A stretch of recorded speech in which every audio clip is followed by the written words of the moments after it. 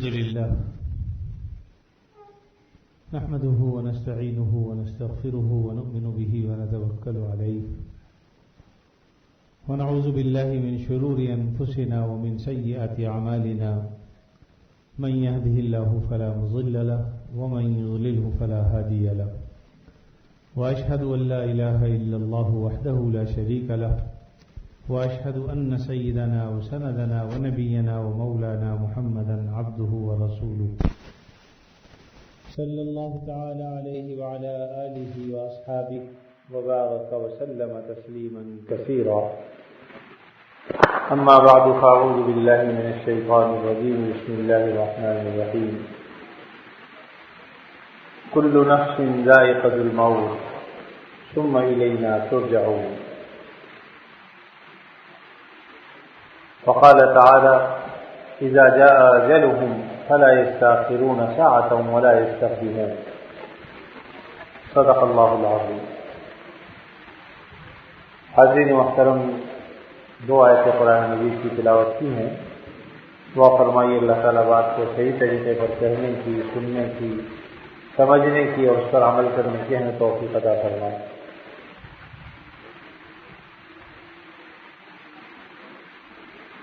دنیا کی سب سے بڑی حقیقت موت. زندگی تو پانی کا ایک بلبلہ ہے، کسی وقت ہی ختم ہو سکتی ہے، لیکن موت ایک ایسی اٹل حقیقت ہے جس کا انکار کوئی نہیں کر سکا. نہ کوئی کافر، نہ کوئی مسلمان، نہ کوئی ملحد اور بے دین آدمی، نہ کوئی دہریہ. آج تک کوئی موت کا انکار نہیں کر سکتا. اور موت جب آتی ہے تو اس کے لیے کوئی وجہ ہونا ضروری نہیں ہے. قرآن مجید نے جو بات کہی ہوئی ہے کہ اذا جاء اجلهم، جب کسی کا وقت آ جائے، اس کی موت کا وقت آ جائے، فلا یستأخرون الساعة، ایک لمحہ بھی تاخیر نہیں ہوتی، ولا یستقدمون، اور نہ ایک لمحے پہلے آ سکتی. تو یہ ایک ایسی حقیقت ہے کہ ہم اپنی آنکھوں کے سامنے رات دن دیکھتے ہیں کتنے لوگ دنیا سے جا رہے ہیں، کتنے لوگوں کے جنازے اٹھاتے ہیں، کتنے لوگوں کو دفن کرتے ہیں، کتنے لوگوں کو نہلاتے ہیں، کفناتے ہیں. اپنی آنکھوں کے سامنے سب کچھ دیکھ رہے ہیں. اور اگر ہم اپنی زندگیوں میں جائزہ لیں، کسی کی 30 سال عمر ہے، کسی کی 40 ہے، 50 ہے، 60 سال کے ہیں، تو ذرا دیکھیں، ایک نظر ڈالیں اپنے خاندان میں کتنے لوگ دنیا سے جاتے ہیں. مسجدوں کے اندر کتنی صفوں کی صفیں خالی ہو گئی. لیکن اللہ کا ایک نظام ہے، ایک جاتا ہے دوسرا آ جاتا ہے. بظاہر دنیا ویسے ہی کہ ویسی بھری ہوئی ہے، کوئی کمی نظر نہیں آتی. لیکن اگر آدمی جب غور سے دیکھتا ہے تو اگر گننا شروع کرے تو پھر بے شمار لوگ دنیا سے چلے گئے. میں نے ایک مرتبہ سوچا کہ اپنے عزیز رشتے داروں کی فہرست بناؤں کون کون دنیا سے چلا گیا، تو رجسٹر کے 2 صفحے مکمل ہو گئے. اور پھر میں نے سوچا کہ اچھا 2 صحابات میں دیکھیں، تو 2 صحابات میں بہت سے لوگ چلے گئے، کافی کا ایک صفحہ وہی بھر گیا. تو بات یہ ہے عزیزوں، ہم نہیں مرے لیکن ہم بہت سے لوگ مر گئے. لیکن مرنا ہمیں بھی، اس لیے اپنی تیاری بھی آدمی کو رکھنی چاہیے. کوئی پتہ نہیں کس وقت موت آ جائے. آج ایک صاحب میرے پاس سے رات کو گئے، اچھے خاصے مل گئے، اور آج انہوں نے وقت بھی طے کیا تھا کہ آؤں گا. لیکن صبح مجھے پتہ چلا کہ ان کے کسی عزیز کو ہارٹ اٹیک ہوا اور ڈاکٹروں نے جواب دے دیا اور انتقال ہو گیا. تو وہ سارا پروگرام ختم ہو جاتا ہے. انسان سوچتا کیا ہے، ہوتا کیا ہے. اسی لیے کسی نے کہا کہ بہت سے لوگ ایسے ہیں جو بازاروں میں کپڑا خرید رہے ہیں، حالانکہ ان کا کفن سل چکا ہے، تیار ہو چکا ہے. ہم تو یہ سمجھ رہے ہیں کہ کپڑے خرید رہے ہیں، بنائیں گے، پہنیں گے، کبھی اس کی نوبت نہیں آتی. کتنے لوگ گھر بنانے کی فکر میں ہیں لیکن اس کی نوبت نہیں آتی. کتنے لوگ کاروبار کرنے کی فکر میں ہیں لیکن اس کی نوبت نہیں آتی، اس سے پہلے انسان رخصت ہو جاتا ہے. لیکن بہرحال یہ موت نعمت بھی ہے، ابتلا بھی ہے، نعمت بھی ہے. اگر انسان اللہ کے حکموں کے مطابق زندگی گزارے تو موت نعمت ہے پھر انسان کے لیے. اس لیے کہ موت آئے بغیر ہم اللہ کی بارگاہ میں نہیں جا سکتے. موت آئے بغیر ہم ان نعمتوں کو نہیں دیکھ سکتے جو نعمتیں اللہ نے ہمارے لیے تیار کر رکھی ہیں. یہ تو موت آئے گی تو ہی دیکھا جائے گا. الموت جسر یصل الحبیب الی الحبیب، کہتے ہیں موت ایک پل ہے جو حبیب کو محبوب سے ملا دیتی ہے۔ موت کے بغیر آدمی اپنے پیاروں سے نہیں مل سکتا۔ ہمارا یہ ایمان ہے کہ جب کوئی دنیا سے چلا جاتا ہے تو اگر نیک آدمی ہے تو اعلیٰ علیین میں جاتا ہے، اور اگر وہ برا ہے، نیک نہیں تھا، اعمال اچھے نہیں تھے، تو اس کو تحت اس طرح میں نیچے بھیج دیا جاتا ہے۔ تو یقیناً اگر کوئی شخص بعد میں مرنے والا مرتا ہے، اب اگر اس سے اس کی ملاقات نہ ہو تو سمجھ لے کہ وہ کہیں اور چلا گیا، اور اگر ملاقات ہوتی ہے تو وہ پوچھتا ہے کہ وہ فلاں کا کیا حال ہے، فلاں کا کیا حال ہے، وہ بتاتے ہیں کہ وہ تو مر گیا۔ اچھا مر گیا، یہاں نہیں آیا؟ اوہو، اس کا مطلب ہے کہیں اور چلا گیا۔ یعنی اگر روح ایسی ہوتی ہے کہ جن سے ملاپ ہوتا ہے، نیک روح ہے، تو ایسی صورت میں ملاقات کے وقت باقاعدہ حال احوال پوچھا جاتا ہے، تو اس کو کس حال میں چھوڑ کے آئے، اس کو کس حال میں چھوڑ کے آئے، تو کچھ کا تو بتاتے ہیں کہ ہاں بھائی ٹھیک ہے، خیریت سے سب ٹھیک ٹھاک ہے، اور کچھ کے بارے میں پتہ چلتا ہے مر گیا۔ اب اگر پہنچ چکا ہوتا ہے تو وہ بھی وہیں موجود ہوتا ہے، لیکن اگر نہیں پہنچا ہوتا وہاں پر، اس کا مطلب تو کہیں اور چلا گیا۔ تو بہرحال میرا جی، تو آپ صلی اللہ علیہ وسلم نے مرنے کے بعد کے سارے حالات ہمیں بتائے۔ انسان نے بہت کوشش کی کہ قبر کے حالات پتہ چل جائیں، سوائے وحی الہی کے کوئی ذریعہ نہیں ہمیں قبر کے حالات کے معلوم کرنے کا۔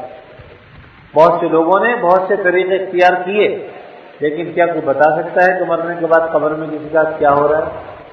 الا یہ کہ اللہ تعالیٰ ہی کبھی کسی کو دکھا دے، وہ ایک الگ بات ہے، لیکن ایسا شاذ و نادر ہوتا ہے، ورنہ عام طور پر مٹی میں آدمی جاتا ہے تو مٹی ہی بن جاتا ہے۔ یہ جسم جو اللہ نے بنایا ہے یہ خاک ہونے کے لیے بنایا ہے، اسی لیے کہتے ہیں کہ مٹی میں مل جائے اس سے پہلے کہ تم مٹی ہو، تواضع اختیار کر لے اس سے پہلے کہ تم قبر میں جائے۔ تو یہ جو وجود اللہ نے ہمیں عطا فرمایا ہے، بخشا ہے میرا عزیز، یہ ختم ہونے ہی کے لیے ہے، پھر اللہ تعالیٰ اس روح کو باقی رکھے، اور وہ روح میں نے بتا دیا یا اعلیٰ علیین میں یا اسفل السافلین میں، سجین میں، وہاں چلی جاتی ہے۔ اور جب اللہ رب العزت دوبارہ انسان کو زندہ کریں گے تو دوبارہ حکم فرمائیں گے، نیا وجود جنم لے گا، نیا وجود جو ہے وہ اس کے اندر روح آئے گی، اور پھر اس کے ذریعے سے اللہ تعالیٰ جیسے چاہیں گے فرمائیں گے۔ لیکن یہ کہ بہرحال یہ وجود تو ختم ہونے ہی کے لیے ہے، اس لیے کسی نے کہا کہ میاں اپنی صورت کو اتنا بنانے کی فکر نہ کر جتنی اپنی سیرت کو بنانے کی فکر کر۔ یہ صورت تو مٹ جائے گی، ختم ہو جائے گی۔ کتنے حسین، کتنے خوبصورت لوگ، کتنے جوان کڑیل جوان دنیا سے چلے گئے، آج جا کے قبر کھودنے نام و نشان بھی نہیں ہوگا بتا رہے۔ کبھی جب دنیا میں چلتے تھے تو ایک دنیا انہیں دیکھتی تھی کہ واہ کیسے کڑیل جوان جا رہا ہے، کیا اس کے نام کے چرچے تھے، لیکن آج کوئی جانتا بھی نہیں۔ ہاں ایک ہی صورت ہے، ابھی اتفاق سے ایک جگہ سے میں آ رہا تھا تو ہمارے ایک مدرسے کی دیوار پر بہت بڑے تختی کے ساتھ لکھا ہوا تھا مدرسے میں کہ بیاد مفتی احمد الرحمان کا۔ میں نے اپنے ساتھیوں سے کہا، میں نے دیکھو نیک اعمال ہوتے ہیں تو انسان کا نام مرنے کے بعد بھی یاد رہتا ہے، یہ ان کے عزیز رشتہ دار نہیں ہے، لیکن دین سے رابطہ، دین سے رشتہ ہے، دینی رشتہ ہے، اس کی بنیاد پر انہوں نے ایک مدرسہ بنایا اور اس کی بنیاد رکھی کہ فلاں کی یاد میں ہم نے ایک مدرسہ بنایا۔ تو نیک اعمال ہوتے ہیں، ان کے جو نیک لوگ ہوتے ہیں، ان کے پیچھے جاننے والے، احوال دیکھنے والے، وہ ان کی یاد بھی، انہیں یاد بھی رکھتے ہیں، ان کے لیے مغفرت کی دعا بھی کرتے ہیں، اور ان کے لیے گھروں میں فائدہ پہنچاتے ہیں، جس کو روحانی اولاد کہتے ہیں۔ حضرت مولانا محمد احمد خانوی صاحب رحمۃ اللہ علیہ میرے استاد بھی تھے، وہ فرمایا کرتے تھے کہ ہمیں اپنی نسبی اولاد سے اتنے فائدے کی امید نہیں ہے جتنے اپنی روحانی اولاد سے فائدے کی امید ہے۔ مطلب ہے کہ جو ہمارے شاگرد ہیں، جنہوں نے ہم سے دین پڑھا ہے، جنہوں نے ہم سے دین سیکھا ہے، جو ہمارے پاس دین کی نسبت سے آتے ہیں، جتنا فائدہ ہمیں وہ پہنچائیں گے یا ان سے امید ہے اتنی ہمیں اپنی نسبی اولاد سے بھی نہیں۔ اور یہ حقیقت ہے، جو جن کا تعلق دین کا ہوتا ہے آدمی ان کو ہمیشہ یاد رکھتا بھولتا ہے۔ ابھی کل میں نماز کے لیے آ رہا تھا، مغرب میں ایک صاحب سے ملاقات ہوئی، نماز کے بعد دوبارہ ملے، کہا کہ مجھے پہچانا، میں نے کہا نہیں پہچانا نہیں، اتنا تو یاد آ رہا ہے کہ آپ کو دیکھا ہے۔ تو پھر بتایا کہ وہ فلاں صاحب آیا کرتے تھے آپ کے پاس، کبھی میں ان کے ساتھ آتا تھا، میں نے کہا ہاں پہچان لیے۔ تو پھر انہوں نے جب ان کا تعارف کرا دیا، میں ذہن میں آ گیا فوراً، تو پوچھا خیر خیریت، کہا کہ 2 مہینے پہلے انتقال ہوا۔ میں نے اسی وقت فوراً سورہ اخلاص پڑھ کے 3 دفعہ ان کے مغفرت کی دعا کی۔ تو بات یہ کہ رشتہ دینی رشتہ ایسا ہے کہ کوئی ہم سے ان کی رشتہ داری نہیں، لیکن فوری طور پر اللہ تعالیٰ ایسی محبت دل میں پیدا فرماتے ہیں کہ اور ایسی خیرخواہی انسان کے دل میں محسوس ہوتی ہے کہ فوری طور پر اس کے لیے دعائے مغفرت کی جاتی ہے۔ اور اسی طریقے سے اور بھی جو مسلمان بھائی دنیا سے چلے گئے، آدمی کو چاہیے کہ مغفرت کی دعا کرتا رہے اس کے لیے۔ اور حدیث میں آتا بھی اللہم اغفر للمؤمنین والمؤمنات والمسلمین والمسلمات، یہ 27 مرتبہ روزانہ دعا کر لیا کرو۔ اللہم اغفر للمؤمنین والمؤمنات والمسلمین والمسلمات، اے اللہ مغفرت فرما دے تمام مومن مردوں کی اور مومن عورتوں کی، مسلمان مردوں کی، مسلمان عورتوں کی، سب کی مغفرت فرما دے۔ بعض روایت سے پتہ چلتا ہے جو شخص 27 مرتبہ یہ کلمہ کہے گا، یہ دعا کرے گا مومنوں کے لیے، اللہ تعالیٰ اس کو ان لوگوں میں سے بنا دیں گے جو مستجاب الدعوات، ان لوگوں میں سے بنا دیں گے جو راتوں کو جاگ کر عبادت کرنے والے ہیں، ان لوگوں میں سے اس کو بنا دیں گے جو دن بھر روزہ رکھتے ہیں، یعنی صائم الدہر، قائم اللیل، مستجاب الدعوات۔ یہ اس دعا کے پڑھنے کے نتیجے میں اللہ رب العزت پڑھنے والے کو یہ خوبیاں عطا فرما دے گا کہ اس کی دعائیں قبول ہوگی۔ اللہ تعالیٰ اس کو ان لوگوں میں شامل فرماتے ہیں جو راتوں کو جاگ کر اللہ کی بارگاہ میں حاضری دیتے ہیں، عبادت کرتے ہیں، اور جو دن میں روزہ رکھتے ہیں۔ تو بہرحال معمولی چیز نہیں ہے، اس لیے اپنے مسلمان بھائیوں کے لیے چاہے وہ مرد ہوں یا عورتیں ہیں ان کے لیے دعائے مغفرت کرتے رہنا چاہیے۔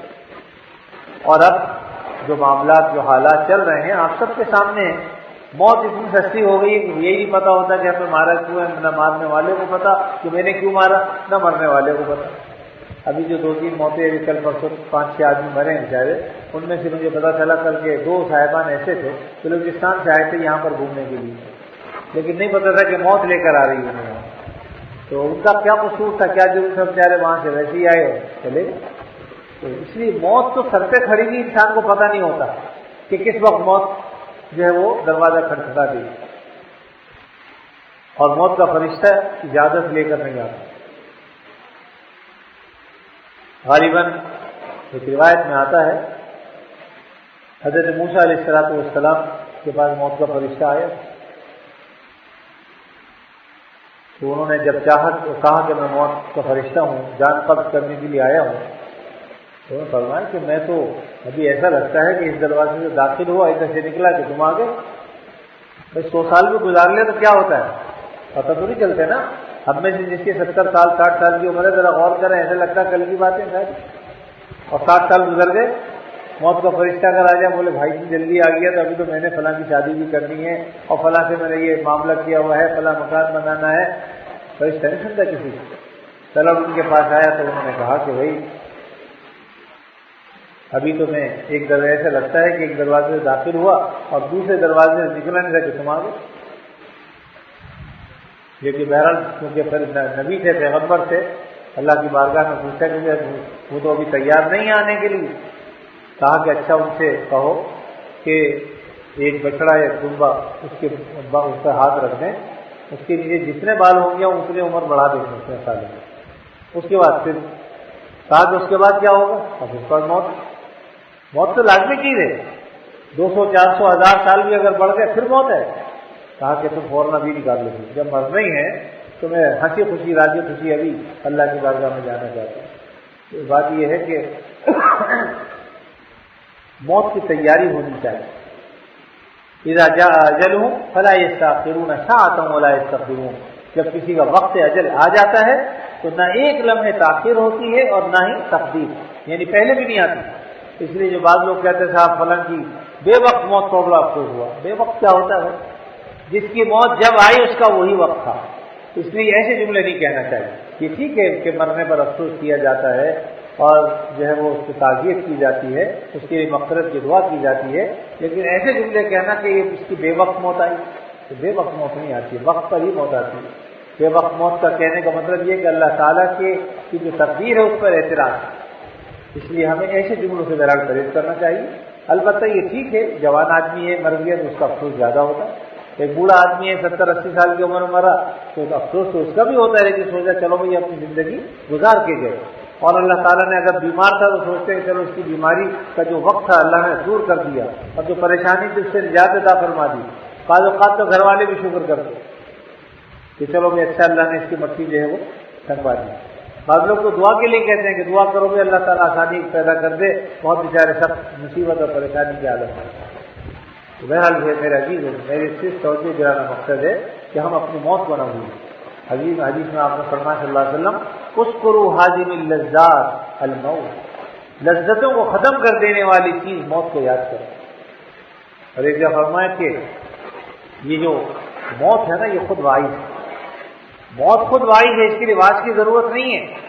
جب موت واقع ہو گئی انسان کی عبرت کے لیے یہی ہے کہ کسی کے گھر میں موت واقع ہو جائے، عبرت حاصل کرو کہ آج اس گھر میں یہ مرا ہے کل میں مروں۔ اور حقیقت یہ ہے کہ جب بڑے چلے جاتے ہیں اس کے بعد جو چھوٹے ہیں وہ سمجھے کہ اب میں بڑا ہو گیا ہوں بھائی، اب یہ تو چلا گیا، اس کا واسطہ اللہ سے پڑ گیا، اب میری بات ہے، اپنی تیاری کر جائے۔ آج ہمارے ہاں ہوتا یہ ہے کہ ہم یہ سمجھتے ہیں جس نے مرنا تھا اسی نے مرنا ہے، اور ہم اس کی فکر ہی نہیں کرتے بالکل، کہتے ہیں بیچارہ مر گیا، بھائی بیچارہ تو بھی مر جائے۔ کسی نے کہا نا کہ آج بس میں مرتے مرتے بچاؤں، ایک شخص نے کسی کو کہا آج میں مرتے مرتے بچاؤں، کیونکہ انشاءاللہ ایک دن بچتے بچتے مر جائے گا۔ مرتے مرتے کب تک بچے گا؟ بچتے بچتے مر جائے گا، ایک دفعہ دو دفعہ تین دفعہ چوتھی دفعہ ٹیک ہو گیا تو آخر بالآخر مرنا ہے۔ بہرحال اللہ تعالیٰ ہمیں اس کی تیاری کی توفیق دے۔ اتفاق سے میں جب آ رہا تھا تو میں نے جب وہ جملہ دیکھا کہ بیان مسیح احمد الرحمان صاحب، تو دل میں خیال آیا کہ کچھ موت کا ذکر ہو جائے، اس لیے کہ مجھے کہا گیا کہ آج صاحب تشریف نہیں لائیں گے۔ میں نے کہا چلو کچھ تو بیان کرنا ہی۔ تو اصل تو یہ ہے کہ آپ کو ہی یاد دلانا مقصد نہیں ہے، سب سے پہلے تو میں اپنے آپ کو یاد دلاتا ہوں تاکہ ہم اپنی موت کو یاد رکھیں، وہ قریب تر ہے۔ ایک صحابی دیوار بنا رہے تھے، آپ نے فرمایا کہ معاملہ تو اس سے بھی جلدی کا ہے، یعنی تم یہ جو کہہ رہا ہو ضروری نہیں کہ تم تیار کر سکو دیوار، موت اس سے بھی پہلے آ سکتی ہے۔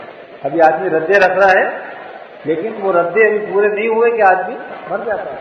مجھے ایک پروفیسر صاحب نے بتایا کہ صاحب کی موت کا ان کا بیٹے کا بھی انتقال ہوا تو اچانک ہو گیا، تو کہا کہ اس کے والد کا انتقال بھی ایسے ہوا تھا، دکان پر بیٹھے ہوئے تھے، ایک صاحب آئے 500 کا نوٹ یا 1000 کا نوٹ دیا کہ اس کو کھلا دیجیے، اس نے ان سے نوٹ لے کے غلے میں رکھا، ابھی کھلا نکال رہے تھے کہ کتنا وقت لگا۔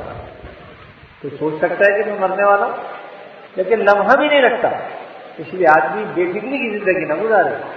ہم کہیں جا رہے ہیں شادی میں، خوشی ہے تو یہ نہ سوچے کہ صاحب یہ خوشی میں دیکھ بھی سکوں گا، یعنی یہ ہر لمحے رہے۔ اس کا تقاضا کیا ہے کہ ہم کسی کے ساتھ زیادتی نہ کریں، کسی کے ساتھ بد اخلاقی سے پیش نہ آئیں، کسی کا مال لے کر نہ کھا لیں، کسی کا قرضہ لے کر ہضم نہ کر جائیں، کسی کے مکان پر قبضہ نہ کر لیں، کسی کی دکان پر بیٹھ نہ جائیں قبضے کی صورت میں، یا کرایہ دار ہیں اور دکان سے یا مکان کا قبضہ کر لیا، بیچارہ وہ خالی کرانا چاہتا کرتا ہے۔ بات یہ ہے میرے عزیز ہو، ایک صاحب جانے لگے مجھ سے کہ صاحب میں 50 سال سے بیٹھا ہوں، مجھ سے خالی کرا رہے۔ میں نے کہا تو 50 سال سے بیٹھنے کا مطلب یہ ہو گیا آپ کا بن گیا ہی۔ ان کا بہت بڑی دکان تھی قالینوں کی، انتقال ہو گیا، مجھے کہنے لگے میں 50 سال سے بیٹھا ہوں، میں نے مقدمہ دائر کر دیا عدالت میں۔ میں نے کہا ماشاء اللہ بہت اچھا کیا، میرے پاس آئے تھے کہ دعا کریں میں مقدمہ جیتتا ہوں۔ میں نے کہا پہلے مجھے بتائیے معاملہ کیا ہے؟ تو کہا کہ معاملہ یہ ہے کہ میں 50 سال سے ایک جگہ بیٹھا ہوں، قالین کا کام کرتا ہوں، اور بہت اچھی جگہ پر وہ دکان تھی، تو میں نے جو ہے وہ مقدمہ کر دیا عدالت میں، اس سے خالی کرا لیا۔ میں نے کہا آپ نے کمال کیا، اور دعا کے لیے بھی مجھ سے کہہ رہے ہیں۔ میں نے کہا بات یہ ہے کہ آپ کو تو فوراً خالی کر دینی چاہیے، اور اس کو کہنا چاہیے اللہ تجھے جزائے خیر دے، 50 سال سے میں نے اس دکان سے اتنا کمایا کہ کئی بنگلے بنائے، کئی دکانیں بنائیں، اپنی اولاد کو پڑھایا لکھایا، شادیاں کی، یہ سب اسی دکان کے مال سے کیا، یہاں پر اللہ نے مجھے برکت دی۔ تو تجھے تو احسان مند ہونا چاہیے، نہیں ہے کہ تو اس پر مقدمہ کرے۔ تو میں تو یہ دعا کروں گا کہ اللہ تعالیٰ جو حق والا ہے اس کو فتح عطا کرے، حق والے کی فتح ہو، جو حق پر ہو سچ ہو، کیوں کسی کے لیے ہم بد دعا کریں۔ ایک بزرگ کے بعد ایک شخص آیا اور وہ ناجائز قابض تھا، اور آ کر کہا کہ حضرت دعا کیجیے کہ یہ زمین مجھے مل جائے۔ دعا کرنا کہ اللہ تعالیٰ اس کو یہ زمین دے دے۔ اب یہ تھے مستجاب الدعوات، ان کی دعا قبول ہوتی تھی، یہ مطلب ہندوستان کا واقعہ تو مشہور تھی یہ بات۔ اب جب جس کی زمین تھی اسے پتہ چلا وہ بھاگا ہوا آیا، حضرت زمین تو میری تھی، وہ تو ناجائز قابض ہے، آپ نے اس حق میں دعا کر دی۔ اچھا بھی ہم دعا کرتے ہیں اللہ وہ زمین اسے مل جائے، لیکن مل کے پھر اسے مل جائے۔ اور دعا کی کہ یا اللہ وہ زمین اسے جب مل جائے تو پھر دوبارہ جس کا حق ہے اسے مل جائے۔ تو ایسے ہی ہوا، عدالت نے ایک دفعہ فیصلہ کیا، اس کے ہاتھ میں ہو گیا، انہوں نے دوبارہ اپیل کی، اس کے ہاتھ میں ہو گیا، واپس چلے گئے ان کے پاس۔ تو بعض اوقات ایسا بھی ہوتا ہے، لیکن بات یہ ہے کہ ہمیں یہ چاہیے کہ ہم کسی کے ساتھ ناانصافی نہ کریں، کسی کا حق نہ کھائیں، پائی پیسہ بھی ہو تو اس کو واپس کر دیں۔ یہ دنیا یہی رہ جائے گی، 400 گز کا مکان ہو یا 1000 گز کا ہو، آدمی کو مٹی اتنی ہی ملے گی، 2 گز زمین ملے گی، بس جو بھی ہو، اس سے زیادہ کی جگہ نہیں ہوتی۔ اللہ تعالیٰ اپنے فضل و کرم سے ہماری قبر کو راحت کا ذریعہ بنا دے اور حد نظر تک وسیع بھی فرما دے۔ اسی طرح ہمارے عزیز اقارب، رشتے دار، والدین جو بھی اس دنیا سے چلے گئے، اللہ تعالیٰ ان کی قبروں کو بھی وسیع فرما دے اور ان کی قبر کو جنت کے باغوں میں سے ایک باغ بنا دے۔ حدیث میں آتا ہے، آپ صلی اللہ علیہ وسلم نے فرمایا کہ یہ جو قبر ہیں یا جنت کے باغوں میں سے ایک باغ بن جاتی ہے یا جہنم کے گڑھوں میں سے ایک گڑھا بن جاتی ہے۔ یعنی اگر اعمال اچھے نہیں ہیں تو جہنم کے گڑھوں میں سے ایک گڑھا بن گئی، اور اعمال اچھے ہیں تو انشاءاللہ جنت کے باغوں میں سے ایک باغ بن جائے۔ ہمیں تو نبی کریم صلی اللہ علیہ وسلم کی بات پر ایسا یقین و بھروسہ ہے کہ ہم دیکھی بھی بات کو جھٹلا سکتے ہیں، لیکن آپ کی بات کو ہم نہیں جھٹلا سکتے۔ ایسا ہی ہے جیسے آپ نے فرمایا صلی اللہ علیہ وسلم۔ یہ جو نماز جنازہ ہوتی ہے اس کو معمولی چیز مت سمجھیے، اتنے سارے مسلمان اس کے لیے مغفرت کی دعا کرتے ہیں، لیکن کاش کہ ہمیں دعا یاد ہو، اکثر تو دعا یاد نہیں ہوتی۔ ہونا یہ چاہیے کہ ہم پہلے سے تیاری کریں، اور دعائے جنازہ جو اصل میں مغفرت کی دعا ہے، ہمارے یہاں بہت سے لوگ بیچارے ان کو اس کا پتہ ہی نہیں ہوتا، لہٰذا جب نماز جنازہ ہو جاتی ہے کہتے ہیں دعا تو کرا دو، اور بھائی یہ جو دعا پڑھی نماز جنازے کی دعائے جنازہ ہی تو تھی، لیکن کیونکہ انہیں پتہ ہی نہیں ہوتا۔ 4 تکبیریں کہہ لیتے ہیں، ضرور ٹھیک ہے، تکبیر 4 کہنے سے واجب ادا ہو گیا، لیکن جو دعائیں مغفرت کرنے کی چیز ہے مسلمان کے لیے، مرد یا عورت ہو جو بھی، وہ تو ہم نے نہیں۔ ہم ان میں اگر غور کریں تو دیکھیے، چھوٹا بچہ ہے، اگر لڑکا ہے نابالغ، شریعت اللہ کے نبی صلی اللہ علیہ وسلم اس کے لیے دعا الگ بیان فرمائی، اللہم اجعلہ لنا فرطا، اے اللہ اس بچے کو ہمارے لیے خوشیوں کا ذریعہ بنا دے۔ ہم تو رو رہے ہیں نا کہ مر گیا، لیکن آپ صلی اللہ علیہ وسلم کیا بتا رہے ہیں؟ اللہم اجعلہ لنا فرطا، اے اللہ اس بچے کو ہمارے لیے خوشی کا ذریعہ بنا دیجیے، واجعلہ لنا اجرا وذخرا، اور اس کو ہمارے لیے باعث اجر کر دیجیے کہ اس کا جانا ہمارے لیے باعث اجر ہو، کہ ہمیں اس پر صدمہ ہے، ہم اس پر صبر کریں گے، اس پر ہمیں اجر ملے گا، وذخرا، اور اس کو ہمارے لیے آخرت کے لیے ذخیرہ بنا دیجیے، یہ ہمارے لیے ذخیرہ بن جائے، یعنی جہاں ہماری نیکیاں جمع ہو رہی ہیں یہ بھی ایک ہماری نیکی ہے، نابالغ بچہ ہے، اس نے کوئی گناہ نہیں کیا، اس سے پہلے دنیا سے چلا گیا، اس لیے اس کو ہمارے لیے باعث اجر بھی بنا دے اور ذخیرہ بھی بنا دے، وَاجْعَلْهُ لَنَا شَافِعًا وَمُشَفَّعًا، اور اس کو ہمارا سفارشی بنا دے، قیامت کے دن یہ ہمیں ہمارا دامن پکڑ کے جنت میں لے جائے۔ آپ سوچیے تو صحیح، ہم رو رہے ہیں کہ اللہ نے بڑا ظلم کر دیا، نبی کریم صلی اللہ علیہ وسلم فرما رہے ہیں کہ ظلم نہیں، تمہارے حق میں رہتا ہے۔ ایک حدیث میں فرمایا کہ جس شخص کے 2 بچوں کا انتقال ہو جائے اس پر جنت واجب۔ بچپن میں اگر کسی نے پوچھا اللہ کے نبی صلی اللہ علیہ وسلم اگر ایک کا ہو جائے، آپ نے فرمایا 1 والے پر نہیں، تو کتنی بڑی خوشخبری بھی تو ہے۔ ایک اگر نعمت ہم سے چھپ گئی، بچہ ہمارا دنیا سے چلا گیا، جانا تو تھا ہی اس نے، ابھی نہیں جاتا، بڑا ہو کے جاتا، لیکن اللہ نے اس کو اتنے ہی وقت کے لیے بھیجا تھا، جب چلا گیا۔ اور بعض روایت سے آتا ہے کہ اللہ تعالیٰ پوچھتے ہیں اسرائیل سے، موت کے فرشتے سے، کہ تجھے رحم نہیں آیا، تو نے ہمارے مومن بندے کے کلیجے کو اجاڑ دیا، اور تو نے جو ہے وہ جب تو نے اس کی روح نکالی تو تجھے رحم نہیں آیا؟ تو فرمایا یا اللہ آپ کا حکم تھا، میں آپ کے حکم کی سرتابی کیسے کر سکتا ہوں، مجال نہیں۔ فرمایا کہ بتاؤ کہ جن کا یہ بچہ تھا ان کا کیا حال ہے؟ کہا کہ وہ آپ کے فعل پر راضی ہیں، خوش ہیں، البتہ صدمہ ہے، تو اس کے لیے بھی وعدے وعید فرماتے ہیں کہ تم گواہ رہنا کہ اللہ تعالیٰ نے ان کے لیے کیا کچھ نعمتیں رکھی۔ تو بات یہ ہے کہ جو بچے چلے جاتے ہیں دنیا سے، یہ بھی ہمارے لیے ذخیرہ اور اجر کا ذریعہ بن جاتے ہیں۔ نبی کریم صلی اللہ علیہ وسلم ایک مرتبہ مسکرائے، کسی نے پوچھا کہ اللہ کے نبی صلی اللہ علیہ وسلم آپ مسکرا رہے ہیں؟ فرمایا کہ ہاں، میں دیکھ رہا ہوں کہ ایک ایسا بچہ یعنی جو پیدا ہونے سے پہلے اس حمل ثابت ہو گیا تھا، ابھی وہ ادھورا تھا، میری نظر دیکھ رہی ہیں کہ اپنی باپ کا یا ماں کا جو ہے دامن پکڑ کر جنت میں کھینچتا ہوا لے جا رہا ہے۔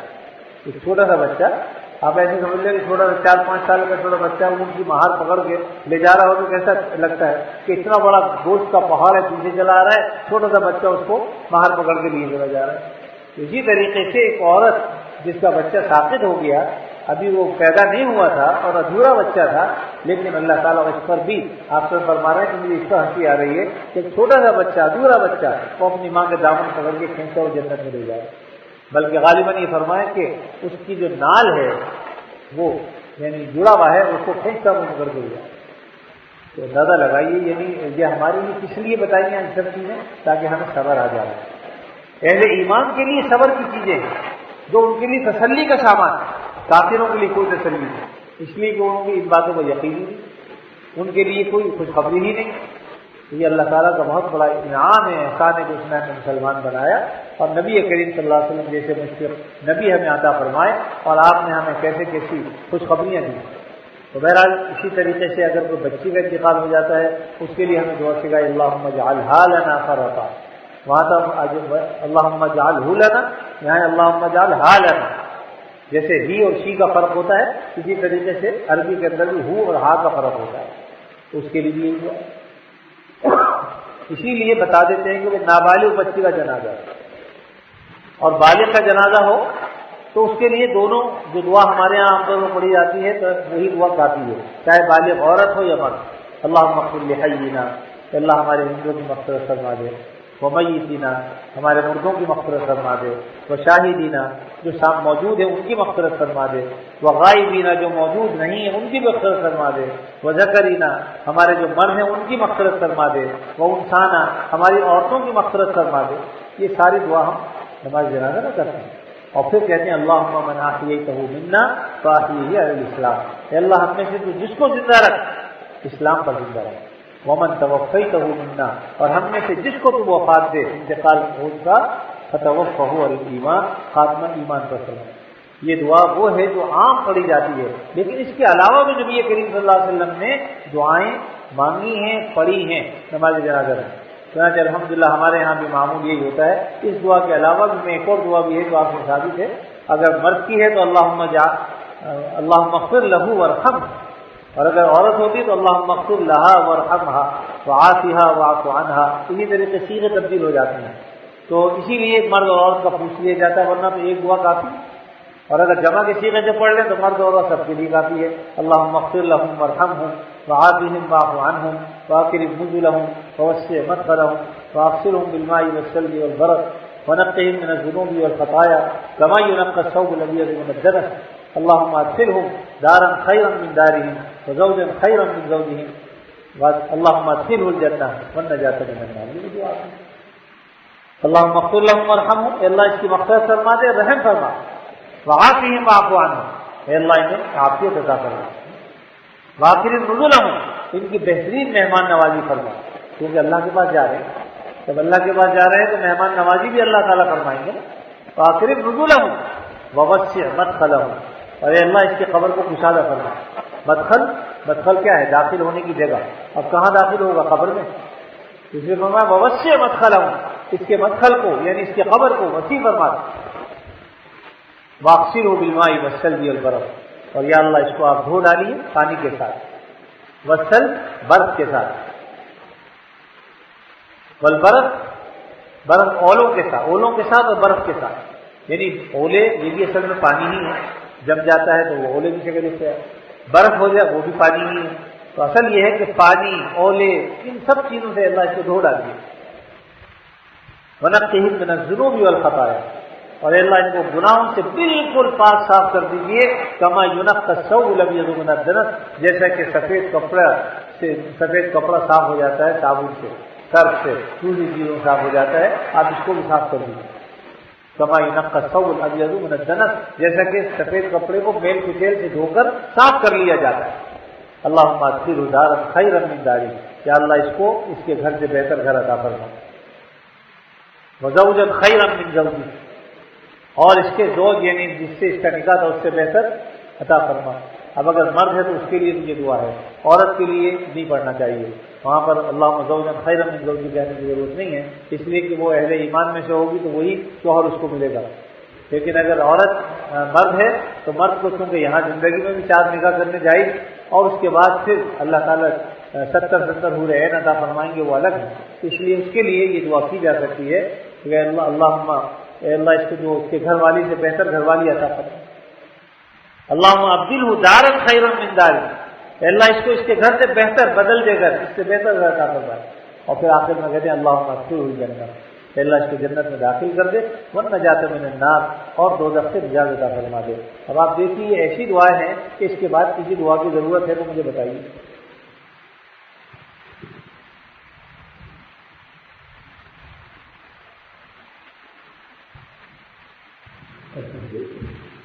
یہ ایسی دعا ہے جو نبی کریم صلی اللہ علیہ وسلم سے ثابت ہے، اور آپ صلی اللہ علیہ وسلم اس کے علاوہ بھی بہت سی دعائیں پڑھا کرتے ہیں. تو جس کو ضرورت ہوتی ہے، جس کو حاجت ہوتی ہے، وہ تلاش کرتا ہے، مل بھی جاتی ہے. حدیث کی کتابوں میں بہت ساری دعائیں لکھی ہیں، ان میں سے ایک دعا یہ بھی ہے. لیکن یہ جامع دعا ہے، تمام چیزیں اس میں آ جاتی ہیں. اب اس کے بعد کسی اور دعا کی ضرورت نہیں ہے. اسی لیے میں ہمیشہ کہتا ہوں کہ نماز جنازہ اصل میں دعائے جنازہ ہے. ہمارے یہاں بہت ساری چیزیں ایسی ہیں جو ایک رسم کے طور پر چل رہی ہیں. جیسے نماز جنازہ ہوتی ہے بہت سی مسجدوں میں نے دیکھا، ضرور بتائیں گے صاحب نماز جنازہ کی ترتیب سن لیں. تو نماز جنازہ تو بھائی تقریباً روزانہ ہی ہوتی ہے، کہیں نہ کہیں، بلکہ کوئی وقت ایسا نہیں کہ دنیا سے لوگ رخصت نہ ہو رہے ہیں. موقع مل گیا. عید کی نماز تو ہے کہ کبھی سال میں ایک دفعہ ہوتی ہے، لیکن نماز جنازہ تو روزانہ ہی ہوتے رہتے ہیں. آدمی کہیں بھی مسجد میں نماز پڑھے گا، کوئی نہ کوئی جنازہ اس سے مل ہی جاتا ہے. اس لیے یہ چیزیں، نیت وہ چیز ہے کہ آدمی نے نیت کر لی کہ میں اس کا جنازہ پڑھ رہا ہوں، یہی نیت، کچھ اور کرنے کی ضرورت ہی نہیں. اب اس کے بعد وہ لمبی چوڑی دعا بتاتے ہیں، لوگ بھی پریشان ہو جاتے ہیں. پہلی تکبیر کے بعد بھی یہ سب چیزیں پہلے سے آنی چاہیے کہ آدمی پہلی تکبیر کہے اللہ اکبر، تو اس میں اس کے بعد پھر اللہ تعالیٰ کی حمد و ثنا بیان کرے. سبحانک اللہم و بحمدک، جو بھی حمد و ثنا اللہ بیان کی جا سکتی ہے. اس کے بعد دوسری تکبیر درود شریف پڑھا جاتا ہے نبی کریم صلی اللہ علیہ وسلم کا. اور تیسری تکبیر کے بعد دعائے مغفرت کی جاتی ہے اس میت کے لیے جو انسان میں موجود ہوتا ہے. اور اس کے بعد پھر چوتھی تکبیر کا سلام دے دیا جاتا ہے. اس میں بھی بہتر طریقہ یہ ہوتا ہے کہ جیسے ہی سلام کرے ہاتھ کھول. اگر کہ بعض لوگوں کو میں نے دیکھا تو دائیں طرف پھیرتے ہیں تو سیدھا ہاتھ چھوڑ دیتے ہیں، بائیں طرف پھیرتے ہیں تو یہ ہاتھ چھوڑ دیتے ہیں. اس کی ضرورت نہیں ہے. جب سلام پھیر دیا نماز ختم، جنازے کی دعا ختم ہو گئی، اس لیے دونوں ہاتھ کو نیچے گرائے. اور اس کے بعد پھر اس کو اٹھا کر جلد از جلد لمبے لمبے قدم اٹھا کر، بھاگ کر نہیں لیکن لمبے لمبے قدم اٹھا کر اس کو اس کے مقام تک پہنچائیے. حدیث میں آتا ہے کہ اگر وہ نیک آدمی ہے تو اپنے مقام پر پہنچ جائے گا، اور خدا نہ کرے اگر وہ برا ہے تو کم از کم تم جو ہے اپنے کاندھوں سے اس مصیبت کو جتنا جلد ہو سکے اتار دو. یعنی اگر وہ نیک نہیں تھا تب بھی اس کو جلدی پہنچاؤ، اور نیک تھا تو تب بھی اس کو اس کے مقام پر پہنچاؤ. وہ یہ طریقہ. اسی طریقے سے درود شریف پڑھنا یا کلمہ پڑھنا جنازے کے ساتھ دل میں پڑھنا جائز ہے. آدمی کو چاہیے کلمہ طیبہ کا ورد کرے، لیکن دل میں. ہمارے یہاں جو کلمہ شہادت بلند آواز سے نعرے لگاتے ہیں، اس کا ثبوت حدیث شریف میں نہیں ہے، اور اس سے گریز بھی کرنا چاہیے. دل میں دعا پڑھتے ہوئے چلیں، یہ طریقہ ہے صحیح. اسی طریقے سے جب کسی کا انتقال ہو جائے تو جتنا جلد ہو سکے اس کی تجویز و ترتیب کر کے اس کو اس کے مقام پر پہنچانا چاہیے. حتیٰ کہ فقہاء نے لکھا اگر کسی کا جنازہ جمعے کے دن یعنی انتقال ہوا اور جمعے سے پہلے 10 بجے تک بھی اس کو دفن کیا جا سکتا ہے تو جمعے کی نماز کا انتظار نہ کرے، بلکہ جلد از جلد پہنچا دے. سنت کے مطابق یہی عمل ہے کہ جتنا جلد ہو سکے اس کو پہنچا دے. تو اللہ یہ کہ اب 10 بجے تک رک گئے ہیں، وغیرہ کچھ لوگ رشتے داروں کو اطلاع ہے وہ آ رہے ہیں قریب ہیں تو ان کو نماز جنازہ مل جائے گی، اس لیے اگر رک گیا تو ایک الگ بات. لیکن کوشش یہ کرنی چاہیے، یہ صحیح نہیں ہے کہ 3 دن تک ہم جو رکھ دیتے ہیں مردے کو، یہ اس کو اذیت و تکلیف پہنچاتے ہیں، یہ درست نہیں ہے. اس سے گریز کرنا چاہیے. بہرحال چند باتیں میں نے عرض کر دی. اللہ تعالیٰ ہمیں اپنی مرنے کی تیاری کی توفیق عطا فرمائے، فکر آخرت نصیب فرمائے، اور اچھے اعمال کرنے کی توفیق عطا فرمائے. وآخر دعوانا الحمدللہ رب العالمین. الحمدللہ رب العالمین والعاقبۃ للمتقین والصلاۃ والسلام علی رسولہ الکریم سیدنا مولانا محمد وعلی آلہ وصحبہ اجمعین. یا اللہ اپنے فضل خاص سے ہمارے گناہوں کو معاف فرما، ہمیں عافیت نصیب فرما. ہر شر سے فتنے سے اللہ ہماری حفاظت کرنا، بیماروں کو شفا کامل عطا فرما، جو مقروض ہیں ان کے قرضوں کو ادا کرنا، جو پریشان حال ہیں ان کی پریشانیوں کو دور کرنا۔ یا اللہ ہم سب کو اعمال صالحہ کی توفیق عطا فرما، اپنے نیک اور متقی بندوں میں ہمارے شمار فرما۔ یا اللہ ہم کمزور ہیں، جسمانی اعتبار سے بھی ایمانی اعتبار سے بھی، اپنے فضل و کرم سے ہمیں ایمانی اعتبار سے بھی مضبوط فرما دے۔ اے اللہ ہمارے روحانی اعتبار سے بھی ہمیں ترقی عطا فرما دے، جسمانی اعتبار سے بھی مضبوط فرما دے۔ یا اللہ جب تک زندہ رہیں آپ صلی اللہ علیہ وسلم کی تعلیمات پر ہم سب کو عمل کرنے کی توفیق عطا فرما۔ ہمارے عزیزوں میں، رشتہ داروں میں سے جو اس دنیا سے چلے گئے، والدین یا دونوں میں سے کوئی ایک، جن کے چلے گئے اللہ ان کی مغفرت فرما دے، جن کے موجود ہیں انہیں ان کی خدمت کرنے کی توفیق عطا فرما۔ الہ العالمین ہمارے گھر والوں کو دین پر چلنے کی توفیق عطا فرما، ہم جب تک زندہ رہیں آپ صلی اللہ علیہ وسلم کی تعلیمات پر عمل کی توفیق عطا فرما۔ اے اللہ ہمارے ملک پاکستان کی حفاظت فرما، اے اللہ ہمارے ملک کی حفاظت فرما، اندرونی بیرونی ہر قسم کے خطرات سے، ہر قسم کی پریشانیوں سے نجات عطا فرما۔ یا اللہ جب زندگی کا آخری وقت آئے خاتمہ ایمان پر فرما، ہر ایسی موت جو اچانک آ جاتی ہے جس میں آدمی توبہ بھی نہیں کر سکتا، اے اللہ ایسی موت سے ہماری حفاظت فرما، اے اللہ ایسی موت سے ہماری حفاظت فرما، حادثاتی موت سے ہماری حفاظت فرما، اے اللہ حادثاتی موت سے حفاظت فرما، اے اللہ اس طرح سے موت عطا فرما کہ مرنے سے پہلے ایک ایک کا حق بھی ہم ادا کر دیں، اے اللہ جس کا جو بھی حق ہے اہل حق کا حق ہم ادا کرنے والے بن جائیں، اے اللہ جو گناہ ہیں ان کی توبہ ہم کر لیں، ان کا ازالہ کر لیں، اے اللہ فضل و کرم سے ہمیں ایسی موت عطا فرما اور اس وقت ہمیں اپنے پاس بلا جماعت سے راضی ہو جائیں۔ اس حال میں ہمیں بلائیے کہ آپ ہم سے راضی ہیں اور ہم آپ سے راضی ہیں۔ ربنا تقبل منا انك انت السميع العليم وتب علينا انك انت التواب الرحيم وصلى الله تعالى على خير خلقه محمد وعلى اله واصحابه اجمعين آمين برحمتك يا ارحم الراحمين۔